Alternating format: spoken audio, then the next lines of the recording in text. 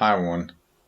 I started preparing for this project about 1 month ago, but then I was derailed by YouTube when they announced that they will no longer provide the real subscriber count but the closest rounded number. At the moment, this is not really an issue for me as I have less than 1000 subscribers, but the more subscribers you have, the more it becomes an issue. However, I was not demotivated and I set to find a solution. 2 weeks later, YouTube site was born. YouTube site is a service that you can connect to with your YouTube channel account, and it will provide you with a URL from which you can extract the full subscriber count and use it in your project. So far, I've provided an example sketch for how you can use YouTube site, built an Arduino library for it, and today, with its help, I will create a fully working subscriber counter for my channel.